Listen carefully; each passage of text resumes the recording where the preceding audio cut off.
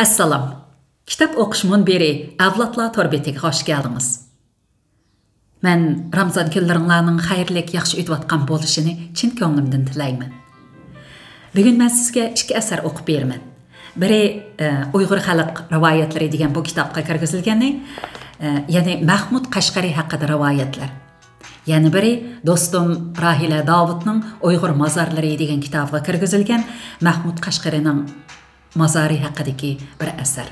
Xo'sh, diqqatingiz asarda bo'lsin. Mahmud Qashqari haqida rivoyatlar. Oy Cho'lpon. Kunlarning bir kuni Opal diyarının padişahı Şahi Ehramның icazeti bilen Şahzada Əmir Hüseyin həmrahlarını elib gün yoruş taman oğa çıqıpdı. Bük baraqsan, jangal, taq qaptal, qayraqlarga bürküt qoyup, oqya üzüp, nurgun olcağa egi bopdu. Qaytish aldida azıq darisi tərəpdən bir kiyik görünüpdü. Şahzada dərhal kirish tartib, oqya üzüpdü. Mecruh kiyik qaptaldaki toqayga keçipdi. Keyikni qo'g'lab yurib, bir to'pilikka kelib qolgan Shahzoda keyikni nazardan qochirib qo'yibdi-yu, to'pilikning ostidagi yeshillikqa purkangan bog'dagi anar shoxlari orasida xuddi tiniq ko'kda yaltirab turgan cho'lpondek bir sohib jamolga tikilib turib qoldi. Shahzodani bu holda ko'rgan hamrohlari "Nemiga buncha bola zehn zo'q bilan qarab ketdilar?" deb surishtiribdi. "Oyda cho'lpon ko'rdim", debdi Shahzoda va to'pilikdan tushib, heliq bog'ning eshigi oldidagi buloqni cho'ridab barpo qilingan so'gatlik bo'stonlikqa kelganda aram ilib oziqlanishga farmon beribdi. Atlarni yo'l bo'yidagi qora so'gatlarga bog'lab, buloq beshidagi chemallikka o'rin rastlayotgan shikarchilarning o'pir-to'pirini anglab, Ujmi shallaridan ishlangan yo'g'on darvozadan chiqib kelgan bog'van ehtirob bilan salom berib, o'zini Molla Sayfiddin deb tonishtirib, mehmonlarni uyga taklif qildi. Shahzoda Husayn: "Biz shikar qilg'uvchilar bu havosi to'limi bob yer ekan, aram elib o'tsak dedik. Rahmat, bearam bo'lmaslar", debdi. Shahzoda Molla Sayfiddin akaga ostidagi to'ga yungidan to'qilgan palas ustidagi yo'lbos terisidan o'rin beribdi va mulozimlarini tiniq buloq suyidan ussuzlik keltirishga buyuribdi. Molla Sayfiddin aka "Ussuzlikni o'zim keltiray", deb darhol o'rnidan turib uyga kirib, qizi Buvi Robiyaga ahvolni so'zlab beribdi. Buvi Robiya chabdastlik bilan bir anarni siqib, gullik sapal tovoqni to'ldirib, xonjisiga selib otasiga beribdi. Otasi uni elib chiqib, Shahzodaga sunibdi. Suv o'rniga anar sharbati sungan bu oilaning oq ko'ngil, mehmondo'stligi va samimiyatini tushungan Amir Husayn yana cho'nqur sinab ko'rish maqsadida yana bir tovoq suv so'rabdi. Bu chaqda Shahzoda Husaynning ko'nglidan "Bu ahvolni Shoh otamga aytsam, ra'iga anar seliqi selinsa, o'rda amirlari suv o'rniga anar sharbati issak, nima degan yaxshi?" degan xayol o'tibdi. Qizning bu qitim siqiyotgan onardan sharbatning kam chiqayotganligini ko'rgan Molla Sayfiddin qiziga: "Mehmonlar suv so'rgandan keyin kutning muzdek suyidan bersak bo'lmasmidi?" debdi. Qiz buningdan taajjublanib: "Ey dada, suv so'rgan mehmon anar sharbatiga loyiq bo'lganlikdan", deb javob beribdi. Qiz yana cho'ng bir anarni siqibdi. Tovoq yanada to'lmabdi. 3-chi anardimi tovoq to'lmay aran yerimda shibdi. Molla Sayfiddin: "Qizim, vaqt o'tmişsin", deb tovoqni xonjisiga elayotganda, Buvi Robiya ulug' kichiktinib: "Dada, qismat o'zgarib atdi. Tovoqning yerimligi Sürüştü qılınıp qalsa, şahzadenin köңlüge rə'inin seliqini aşırıdığan birər xiyal keçdimikin, şərbətdən bərəkət keçivatıdı depdi. Sonulğan şərbətni qoluğa alğan şahzadə rast degəndək yerimliqning səbəbini sorabdı. Molla Seyfidin bolup ötken işlerini ve kızı Büvi Rabia'nın pərizini bayan qıpdı. Şahzadə Molla Seyfidin'nin sözdün keyin texi helala rəiga anar seliqi seliş haqqida köngüldün ötküzgəllərini esig elib tövbe qıpdı. Anğaca dastıxan yeyilib, şikar nimetleri koyulubdu. Molla Seyfidin mo bağ meyvelerini keltiribdi. Ular hem tavaq boluşup Büvi Rabia'ga mı nesebe sunulubdu. Şahzadə Büvi Rabia'nın edep hayası, aqıllıqlığı, bilimlikligi ve güzelligiga çoğunqur qayil bolğan halda Molla Seyfidin aka bilen hoşlaşıp hemrahlarını əgəştirib qaytıb ketibdi. Şunun bilen Büvi Rabia'nın mahallisi Oy Çolpan dep atılıbdı. Attoy Şahi İhram oğlu Hüseyin bilen dehqan Əşrəf Molla Seyfidin kızı Büvi Rabia'nın samimi muhabbeti Visal çeşmisinden su içipdi. Az ötmey arzu asmanıda Perzant sübhisi aqırışqı başlapdı. Az ötmey arzu asmanıda Perzant sübhisi aqırışqı başlapdı. Nimdegen çıraylı aytılgan sözler, ha? 9 ay, 9 gün, 9 saat, 9 dəqiq tolğanda Büvi Rabia atısının öydə aptap tələtlik bir oğul təvəllüd qıpdı. Şah ordusu xoşallıq təntənisiga çömübdü. Şah bütün yurtdiki ölüma, qazılarını, yurt kattalarını jığıb Qızıl Məsciddiki ordusida at toyu ötküzübdü. Şahane ziyafet ahırdaki duadan keyin Türk haqallarının adeti boyunca dünyaga yeniden köz açqan aq yögeklik bovaqni aq kegizge yatqızıp Spaqlar orada mehmanxanası o'ttirsida kötürüp turishibdi. Mehmanlarning hammasi bir egizdan shohimizga muborak bo'lsin deb muboraklashibdi. Andan keyin yurt qozisi o'g'ilni qo'liga elib, peshona va topallariga so'yib, "Shahzodimiz 7 iqlimga shoh bo'lg'ay" debdi. Shohi Ihram meyiqida kulib qo'yibdi. Yana biri bovoqni qo'liga elib, peshonasining kengligi va quloqining cho'ngliqidan aql va bahodir bo'lishi bilinib turibdi. Albatta, bu xosiyat shahzodaga xosdir debdi. Başqalarmı öz növbətində şahqa yaxşı görünüş üçün yuqorqidək xoşamad ünçələrini sexiylik bilan töküşə başlapdı. Şah öz köңlüdə bu sözlərinin heç birini yaxtırmapdı. Ən axırda Büvi Rabia'nın atısı Molla Seyfidin nəvrisini qolağa elib. Tanrım bizga yeni mehmanni ata qıpdı. Mən 1000 mərtəbə şükürlər bəca keltirimen. Ata-analarının balalarına bəxşəndi qıladığan hər qandaq baylıqı ilim və ədəb ögütüşdən əvzəl əməsdir.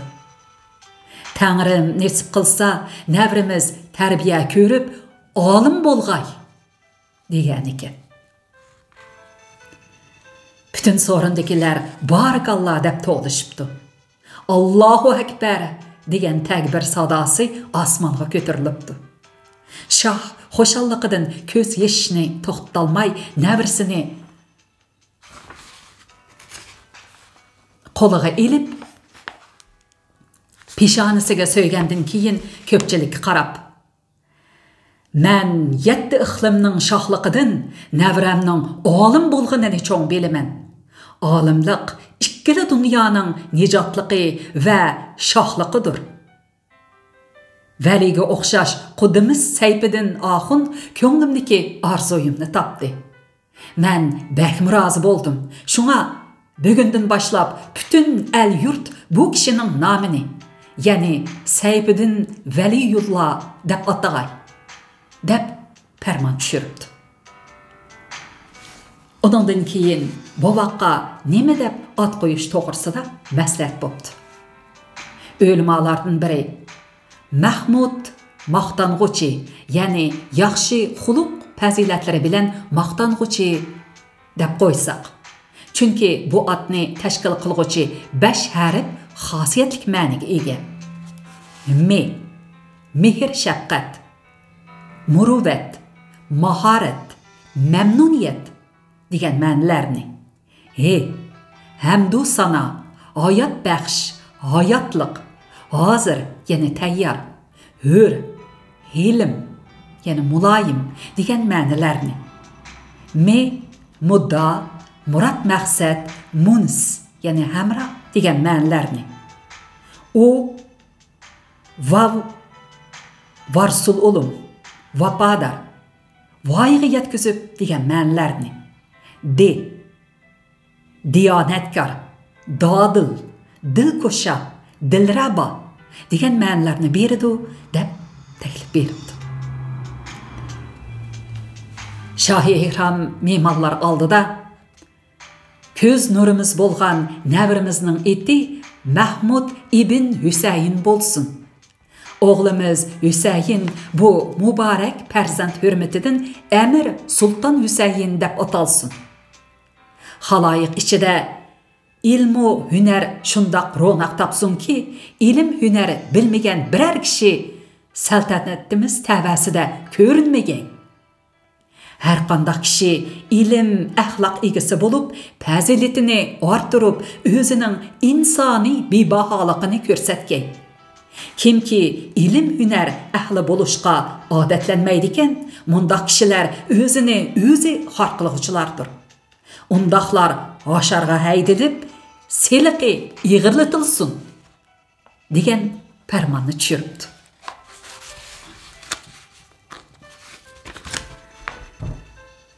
Ehramning nasihati.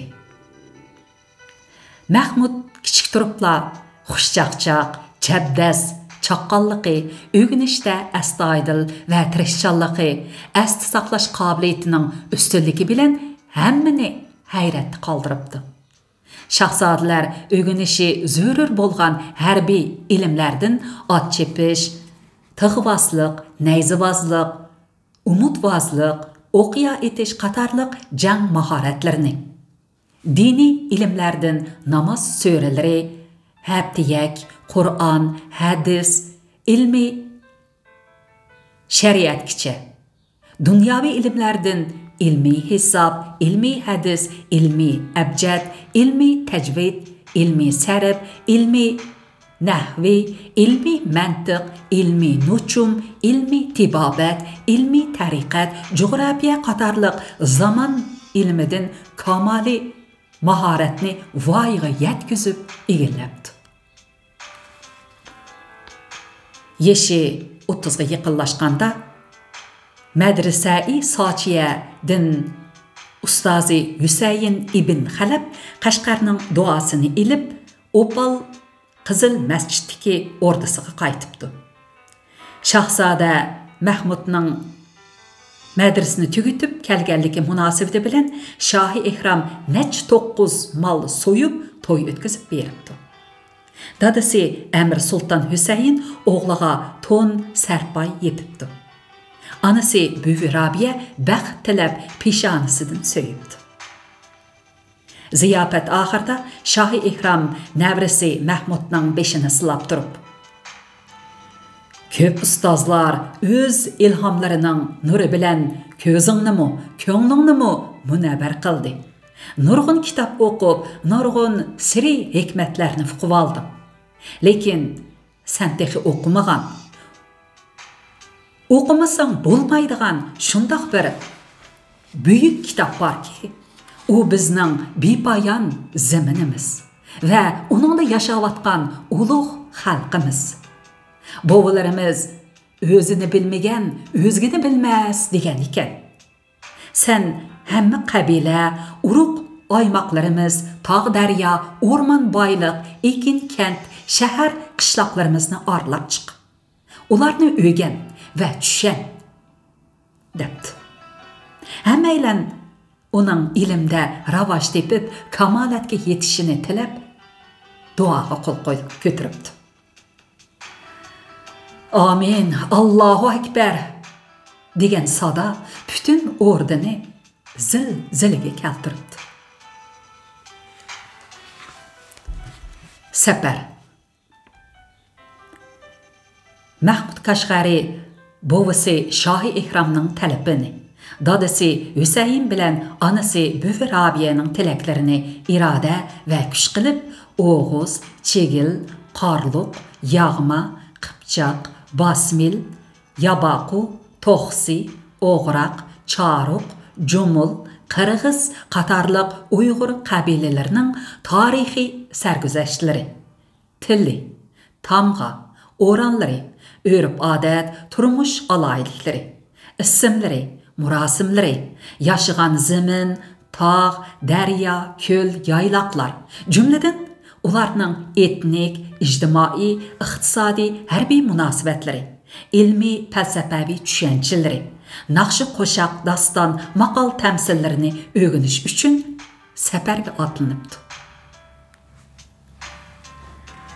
Biroq az o'tmay o'rdada suiqasd yuz berib, bovisi va otasi qatorliq eng yaqin dilkashlari vafot bo'ldi. Suiqasdchilar Mahmudning izdirikini qilishga boshlabdi. Mahmud bo'lsa suiqasdchilarga beqinmagan qabillarga o'tib yurib, safarini davomlashtiribdi. Haqoniydan Yetsuga, Yetsudan Mavra Unnahriga o'tibdi. U yerdimi aminlik topolmagan Mahmud Qashqari jamoatining ixlosmandlari va buvisining bir navra tuqqanlariga seg'inib Bag'dodga kelibdi. Mukammal tushanchalari va chunqur ilmiy iqtidori bilan yuksak hurmat va inobatga noil bo'ldi. Bu kunlarda Bag'dodda garchi xalifa arab bo'lsa-mu, amaliy huquq asosan turklarning qo'lida ekan. Shuning uchun turk tilini o'rganish umumiy ijtimoiy ehtiyoj ekan. Bag'dod jamiyatida turk tilini bilganlarning masalasi hal 9 til inovati yuqori ekan. Arz dodini aytish uchun Bag'dodga kelganlar amal tamasidagi arab ziyolilari mansab darajalarini o'stirish yo'lida qo'ltiqiga sho't qistirib yurdiganlarning hammasi turklarga xushomat va tavazzu qilishdi ekan. Mushu amaliyotga asosan Mahmud Qashqari arablarning turk tilini o'rganishi va turklarni tushunishiga yordam berish uchun o'z vatani va xalqiga bo'lgan seg'inish va hurmat iftixorini ifodalab, lug'atshunoslikning texi misli ko'rilmagan ajoyib nodir mevasi sifatida Divanu Lug'ati Turk nomli tangdoshsiz kitobni yozib bitirib, xalifa Muqtadi Bi'amrullohga taqdim qildi.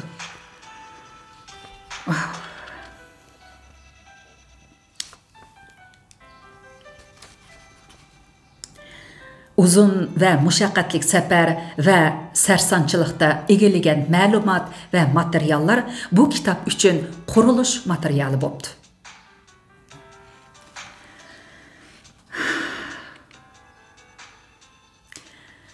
Ana va vatan tashnoligi. Mahmud Qashqari yozgan Turk tillar devoni degan bu kitob Muqtadiga taqdim qilingandan keyin xalifaning buyrug'i bilan O'rda divanxonasida bir necha nusxa ko'paytirilib tortilibdi. Shuning bilan Mahmud Qashqarining nom shuhratimi dunyoga pur ketibdi. Lekin nom shuhrat, shahona izzat ikromlar uning qalbini egallagan yetim va tul onasi Buvi Robiya va tug'ilgan vataniga bo'lgan chunqur seg'inishini bazlayolmabdi. Bu kunlardagi Mahmud Qashqarining butun asyodi ona yodi, vatan yodi bilan band bo'ldi. Yeşi ulğayğan seri özü toplagan dehqanның yaxşısı çamğır teriydi, adamның obduni öz elida qeriydi degan xalq maqali yadadan ketmas bo'lib qapti.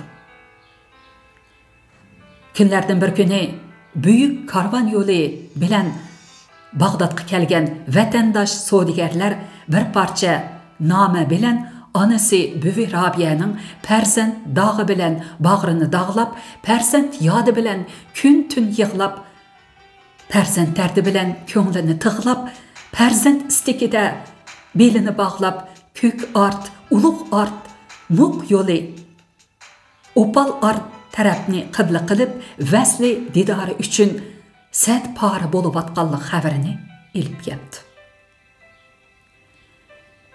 Bu xabarni anlab, seg'inish tashnoliqi o't bo'lib yaltgan Mahmud Kashg'ari savdosini bitirgan savdogarlar bilan vatanga qarab yo'lga chiqibdi. Sapardoshlari uni izzatlab, eng kuchtingir nara to'gi ustiga soyivanlik ko'shiga yasab beribdi. Xatarlik davan o'tganlarda bo'lsa, hatto yudubmi o'tkazibdi. Tehron, Herat, Ko'k art, Ulug' art, Muq yo'li, Opal art bilan 3 oy chamisi yo'l yurib, nihoyat tug'ilgan ona vataniga qaytib keldi. Büyük karvan yo'li bo'yidagi Ko'rik beshi degan yerga kelganda, hayot Büvi Rabiyani emas, farzand paraqida to'li yig'lab, ko'z yesh qurigan, hijron o'tida kuyib, ko'lga aylangan mehribon, g'amguzar onasi Rabiyaning qabrisini ko'rib, qabriga o'zini etib, ona qabrisini farzandlik seg'inchi yeshi bilan yuyibdi. Nazir chirag'ini o'tkazib, tuproqni qatiribdi.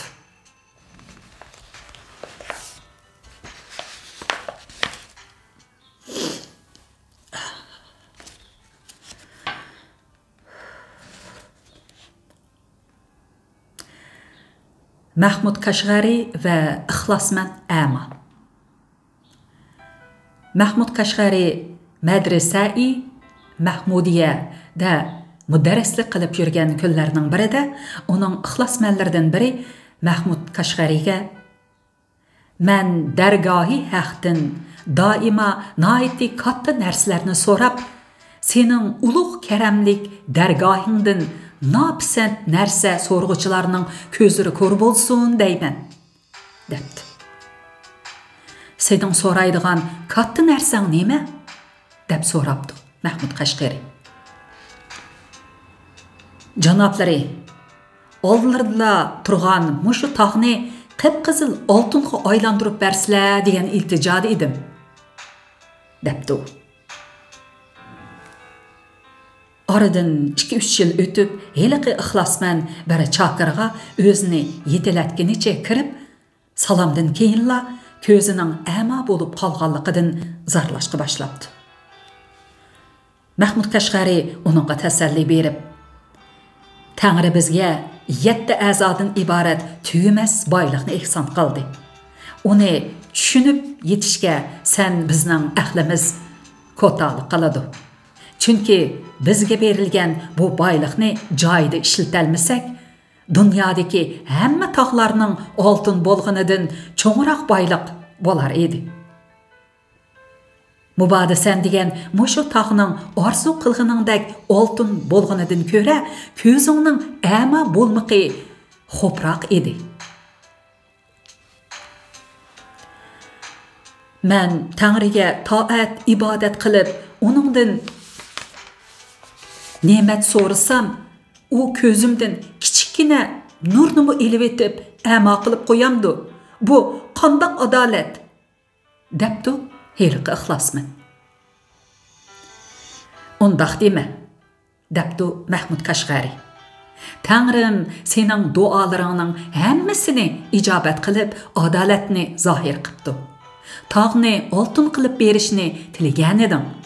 Uningdan kattaroq haqiqiy boyliq bo'lgan tan salomatlikni berib, sana marhamat ihson qildi. Sen uni to'g'ri ishiltib, shukrlar baja keltirmay, xas dunyo orzusida bo'lgansan. Sen o'z talabingda nopsat narsa so'rg'uchilarning ko'zlari ko'r bo'lsin degan edim. Bu duo talabingmi ijobat bo'pti. Chunki dargohi haqning oldida tog'larni oltin qilmoqdanmi oddiy va oz narsa bo'lmaydi. Agar sen mendan Tangriga duo qilishingdagi maqsading nima deb so'rsang eding, men sana Tangriga qilinadigan eng oliy tilak tan salomatlik, xotirjamlik, aql va ilmga kamolat bergin degandan iborat deb maslahat bergan bo'lar edim degan ekan. Aytib berguchilar Qashqar Qo'ni shahar noyisidan Ismoil Ibrohim, Muhammad Osman, Muhammad Emin Ahmad. To'plag'uchilar Qo'ni shahar nohiyalik ma'rif idorasidan Abdurahim Ahmad, Qashqar adabiyoti jurnalidan Hoji Ahmad. Mahmud Qashqari haqida yozilgan nəhayət bir esl yaxşı kitapba, nəhayət çoğ. Amma onun içidəki bütün məzmunlarını toluq adam yaxşı eslidə salam esliga alamaydı bəzdə. Amma mana muşundaq bir qısqa rivayətlər arqılıq ballarımızga Mahmud Qashqari'nin ki hayatında ötken şu bir neçə basqışlarını sözləb bəsək ballarımız kichikdan tatib Mahmud Qashqari'nin ki qandaq adam ekanligi, kelib chiqishi, ilm tahsil qilish ahvoli, Bag'dodga borgan vaqtida yozib bitirgan Qutatqu belik deyman, Turk tilla divani degan mana mushundaq bir umumiy mazmunlarni yaxshi bilib olaydi, yaxshi esga solaydi deyman. Turk tilla divandan boshqa yana bir şahane əsərimiz, şahane boyliqimiz Qutatqu belikmi ba? Əlbəttə. Xoş. Əmdi dostum Rahila Davudning Uyg'ur mazarlari degan kitobiga kirgizilgan Mahmud Qashqari mazari degan bu asarni o'qib beray. Mahmud Qashqari mazari Qashqar shahrining g'arbiga 5-47 kilometr, Qashqar Qo'ni shahar nohiya bozoriga 5-32 kilometr keladigan Opal yezisi Mollanbeg'i kentidagi bir do'nglikka joylashgan bo'lib, Hazreti Molla Mazari deb ataladi. Opal yezisi va Oziq kenti, ya'ni hozirgi Mollanbeg'i kenti Qaraxoniylar davrida Haqqoniyaga qarashliq asosliq yeza kentlardan biri. Qaraxoniylar xon jamoatidagilarning ba'zilari bu yerda tug'ilib o'sgan. Bu yerda xonlarning dam oladigan xonbeg'i, ya'ni Sultonbog', Takyagah, ya'ni xonlar chet el elchilarini kutadigan maxsus mehmonxona, xon boyliqi, Mux yo'li, Sulton qo'rg'on qatorliq joylar bor edi. Mahmud Qashqari qabrigohining dengiz yuzidan egizligi 1599,5 metr keladi. Qabrigoh yer yuzidan 70 metr egizlikka joylashgan. Mahmud Qashqarining maqbarasi do'nglik ustidagi pishiq g'ishtdan qo'pirilgan kichikroq uyga o'rinlashtirilgan. Qurilish ko'lami 1200 kvadrat metr keladi. Tarixiy manbalarga asoslanganda Mahmud Qashqarining qabrigohi 12-asrning boshlarida yasalgan. Maqbara joylashgan uyning orqa tarafiga Mahmud Qashqari jamoatining maqbarasi joylashgan. Maqbaraning sharqiy tarafida bir masjid bor. Yoz faslida bu yerda shirildab eqib turadigan zumratdek so'zik suvlar, buluq o'sgan gul-giyohlar, qushlarning yiqimliq sayrashlari kishini o'ziga naftin qiladi. Bu joy Qaraxanilar davridan tartib, hozirgacha yozda kishilar salqinlaydigan istirohatgoh, sayohatgoh bo'lib kelmoqda. Mahmud Qashqari to'liq ism familiyasi Mahmud binni Husayn binni Muhammad Kashg'ari. Taxminan milodiya 1008-yili Qashqarga qarashliq Opal yezisining Oziq kentida dunyoga kelgan. U Qaraxoniylar davrida o'tgan atoqliq tilshunos, tarixshunos. Mahmud Qashqari ömür bo'yi ilm, ma'rifat bilan shug'ullangan turkiy qabila qavmlar yashayotgan shahar va yezi qishloqlarda tafsili tekshirish elib berib, turkiy qabila qavmlarining tili va uning tarixlari, kelib chiqish manbalari, tarixiy, jug'rafiylik joylashishi, madaniyati va turmushi, urf-odatlari to'g'risida material to'plagan va ilmiy tadqiqot elib borgan. Qaraxoniylar xonliqining ichki qismida milodiya 1058-yili yuz bergan o'rda o'zgarishida dadasi Husayn o'ldirilgandan keyin Mahmud Qashqari yurt makondan ayrilib, yaqin yurtlarda 14 yildan ko'proq sarsonlik turmush kechirgan. Milodiya 1072-yili Arab islom xalifaligining poytaxti Bag'dodga berib, shu yerda turk tillar devonini yezib, milodiya 1076-yili bitirgan va uni Abbasiylar xalifasining 27-xalifasi Abul Qasim Abdullah binni Muhammadil Muqtadi bi Amrullohga taqdim qilgan. Tarixiy manbalarga asoslanganda Mahmud Qashqarining mozori 12-asrdan keyin ko'p qitim remont qilingan. Buning ichida bir qadar aniqroq Hijriya 1245-yili, ya'ni milodiya 1829-yili va Hijriya 1315-yili, ya'ni milodiya 1897-yili ikki qitim yerlik kishilar tarafidan mablag' to'plab remont qilingan. Mahmud Qashqarining mozori Ro'za marikasi, tilovatxona, itikobxona, masjid va qo'sh munorliq darvoza qatorliq bir yurish uy imoratlarini o'z ichiga oladi. Bu imoratlar xishkesak, yog'och qurilmaliq, vasijub, tuz to'rosliq bo'lib, uning lim, jaga, paramallariga xilma-xil shakldagi naqshlar o'yilgan. Ro'za marikasining oldi va shimoliy tarafdagi tomlariga panjirlik yog'och deriz qo'yilgan.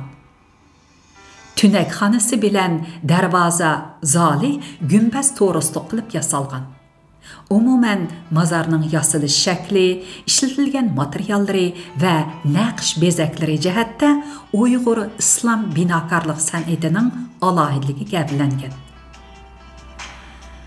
Biroq yaqinqi 100 yildan buyon yaxshi asralmaganlikdan bo'libmi 1985-yildagi qattiq yer tavrash ofatida ig'ir darajada xaroblashganlikdan faqat qabra darvozasila saqlanib qolgan. Qabrning so'l tarafida ayni zamondagi madrasaning iznasi saqlanib qolgan. Aytilishicha, Mahmud Qashqari ömrüning oxirgi mazgilida, ya'ni milodiya 1080-yili Bag'doddan yurtli Opalga kelib, bu yerdagi madrasada bir qancha yil mudarrislik qilgan. Milodiya 1105-yili 97 yoshida olamdan o'tgan. Mahmud Qashqari mozori necha asrdan beri diyorimizdagi musulmonlar, bo'libmi diniy sohadagi zotlar va ilm ahlining hurmatiga sazovor bo'lib kelgan. Qashqardagi yana bir ulug' mozor Yusuf Xos Hojib mozoriga o'xshash ilmga huddi mozor deb qaralgan. Ota-onalarda maktabda yaxshi o'qiy olmagan yoki zehni to'liq ochilmagan bolalarni bu yerga akilib tavob qildirish odati bo'lgan. Taliplar her qitimliq o'qish bitirish murosimlarini yoki ilmiy suhbatlarni mushu yerda ilib berishgan. Mahmud Qashqari Mazari 1986 yili asldagi yasalish uslubini saqlab qilish asosida yana bir qitim remont qilinib va qayta yasalib asliga keltirildi va yangi bir tusga kirdi. Mahmud Qashqari Mazari 900 yildan ortiq tarixga va o'zgacha binokorlik, hunar, san'atiga ega tarixiy madaniyat yodikorlik o'rin bo'lib, nuqtaliq qo'g'diladigan tarixiy madaniyat yodikorlik o'rni qilib bekitilgan. Hozir bu yer davlat ichi va sirtidagi mehmonlarning muhim sayla sayohat o'rniga aylandi.